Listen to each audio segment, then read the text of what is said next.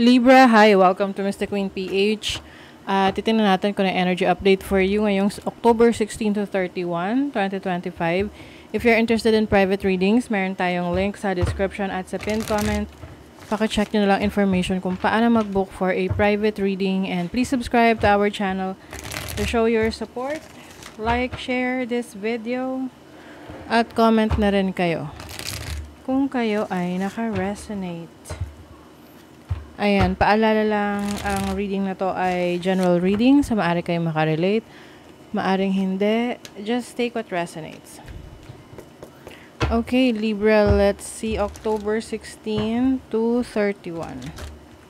What's the energy?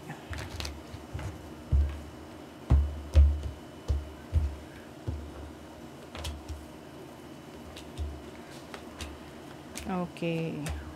Finally, yung hinihintay nyo na opportunity nandito na, parating na, maaring iba sa inyo na experience nyo na to, lalo na if it has something to do with your job, your career, your finances, or meron kang hinihintay na mana, bahay, lupa, kaperahan, resources from your ancestors, family, ganyan. Maari ring, yung iba, maaring meron kang ibang opportunity na hindi mo napapansin, na baka pwede mong bigyan ng attention. Oo. Kasi you'll never know kung dun ka mas magiging masaya or mas magiging fruitful yung resulta nung ipupurso mo sa buhay. Oh, the Magician. You are stepping into your own power. Marami kang realizations of the things na kaya mong gawin. Maari ngayon, ini-improve mo yung sarili mo, you are learning new things, you are educating yourself, you are researching, you are, ini-improve mo yung knowledge mo. Ayan, no? Eight of Pentacles. Eight of Pentacles is working on yourself, pagiging masipag. Alam nyo, kapag tayo naman talaga nagsipag at naging consistent, meron talaga yung magiging magandang resulta for sure. And yun yung inaayos nyo ngayon sa inyong sarili. You have the Chariot. This is about success. Okay, so papunta kayo sa direction na gusto nyo tahakin dahil mas focus kayo doon. Sabi nga nila, parang ang tawag doon? Yung parang sa mga kabayo na may blinders kasi talagang focus sila sa goal nila. However, may temptation sa paligid nyo. So, pay attention doon sa mga bagay na alam mong hindi makakabuti para sa'yo. Iwasan mo na mga unhealthy habits, distractions, para mawala ka sa landas, 'di ba? So, syempre kontrolado pa rin naman natin 'yan. Kailangan magpatuloy yung iyong pagsa-self-reflect, no, with the Hermit energy. This is about self-reflection, realizing kung ano yung mga bagay na kailangan mong ayusin sa sarili mo internally, no? Yung mindset mo, yung commitment mo sa mga bagay na importante sa'yo, diba?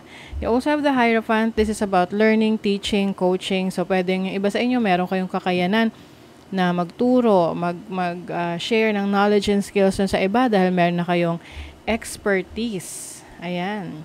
You have Judgment and the Strength card. Meron ka ng lakas ng loob ngayon na parang i-let go na, no? Palayain na yung mga bagay na hindi na helpful sa pag-unlad mo. You finally realize na meron kang direction na dapat mong tahakin at ikaw yung responsible sa mga pangarap mo, hindi yung ibang tao. Oo. So, kung may maririnig kayong maingay, pasensya na. Nag-decide na naman yung bunso ko na magsisigaw dyan. Okay, anyway, you have the Sun. The Sun is clarity, happiness. So, maaring itong second half ng October, mas playful ka rin, no?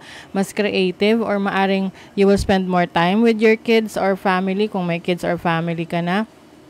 I also see this as an opportunity for you to go outside, have fun, be with your friends. And yung kumbaga mas confident ka sa sarili mo na marami kang kayang gawin. So if you're single, there's a possibility that you will be meeting someone, romantic partner, or merong business partnership na kailangan mong kausapin. However, baka ito yung gumulo sa isip mo na gagawin mo ba, itutuloy mo ba.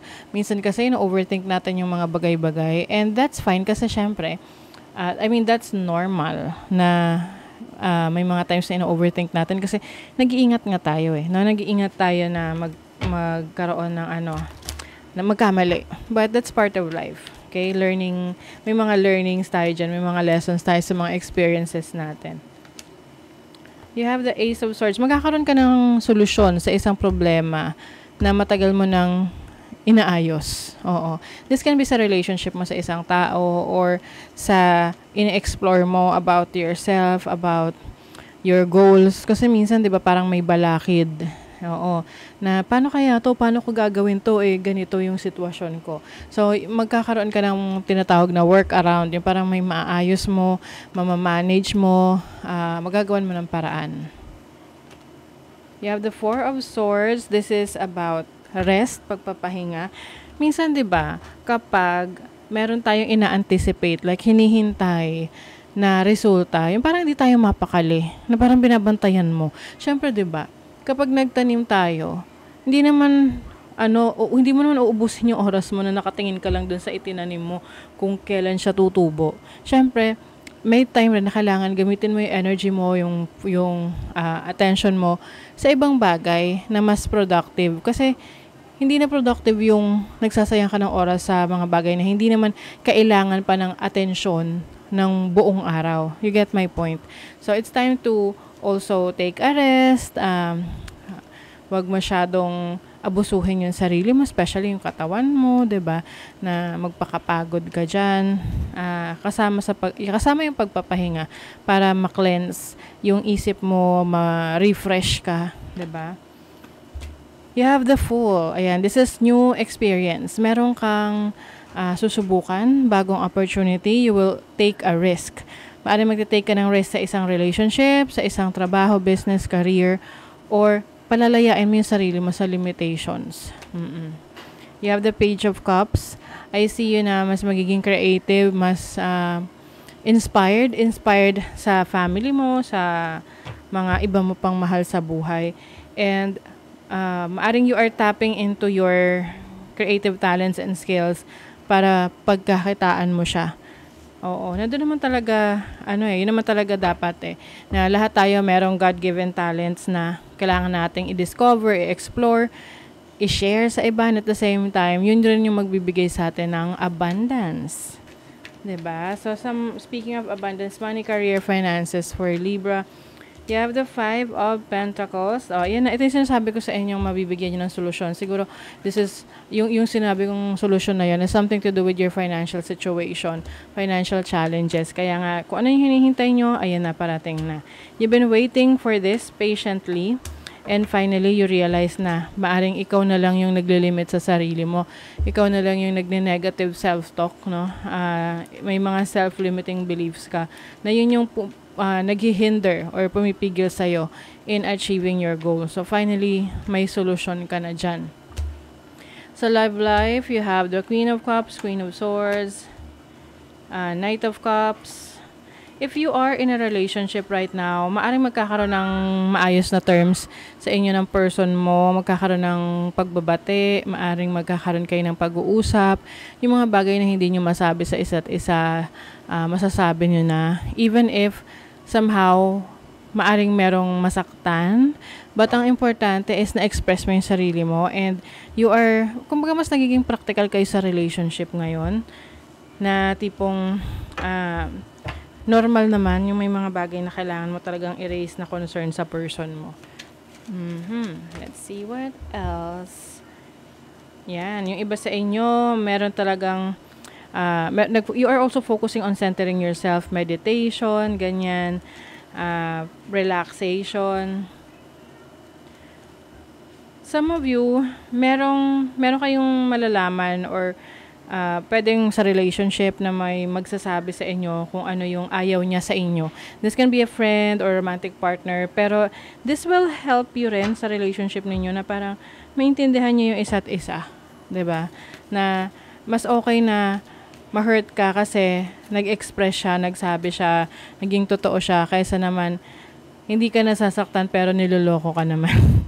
'Diba? O ayan, you are also going to focus on yourself, the way you look, self-improvement, hindi lang sa physical but also sa mind mo, no? You are studying, you are learning new things, and when it comes to your relationship, you are very passionate of what you love to do. Whether relationship man yan or career, business, kung ano yung interest mo. Push through any insecurities. Yes, lahat naman tayo may mga insecurities. Ang importante is we are able to understand and love ourselves for who we really are. Ayan. You are stepping out of your comfort zone, Libra. Mas nag-experiment ka ngayon. At dahil dyan, marirealize mo, madidiscover mo yung life's purpose mo, yung destiny mo. Okay? So that is your reading, Libra. Thank you so much. See you again.